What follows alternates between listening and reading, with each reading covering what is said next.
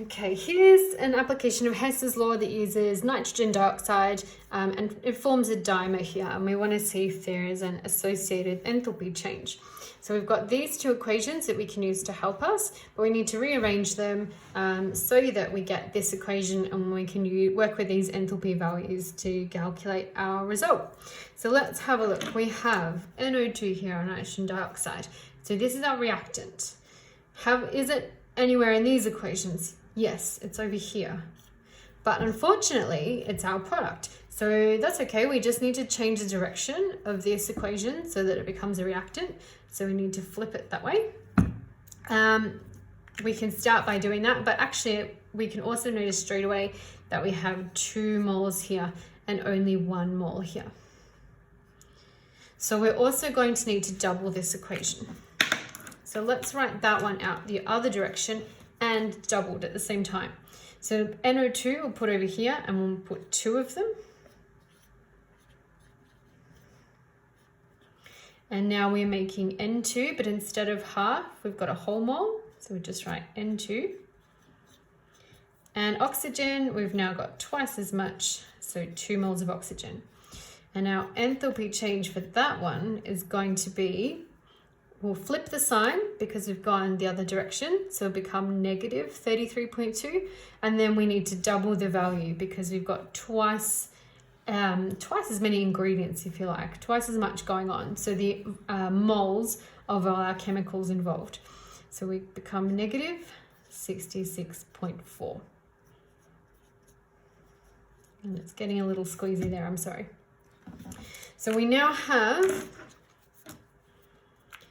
NO2 and 2 of them, 2 NO2 here.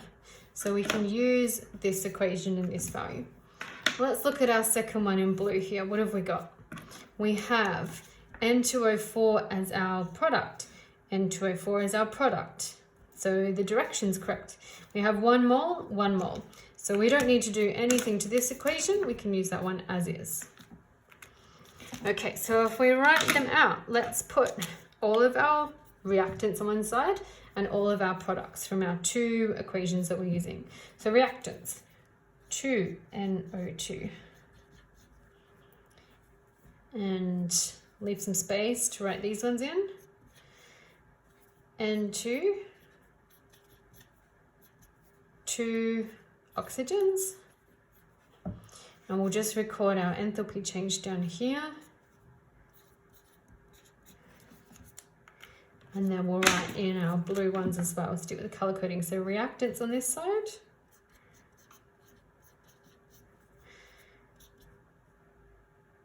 I just realized I put the brackets in the wrong spot. Apologies.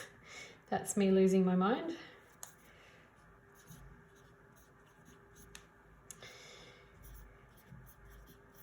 And product. Very squeezy. Okay, we'll just have to slip the little gas down there. All right, and then let's cross cancel. So we have N2, 2 oxygen, 2 oxygen. Cool, and that takes us to what we were looking for in our original equation. So we just check that it is the same. Otherwise we know we've done something wrong with one of our other steps.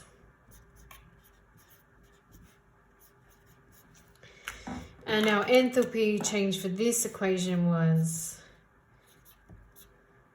plus 9.16. So our answer for that one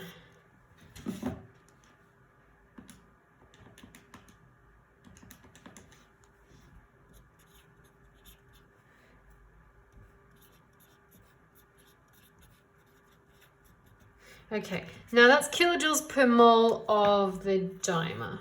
You would need to halve it if you wanted to report that as kilojoules per mole of the nitrogen dioxide.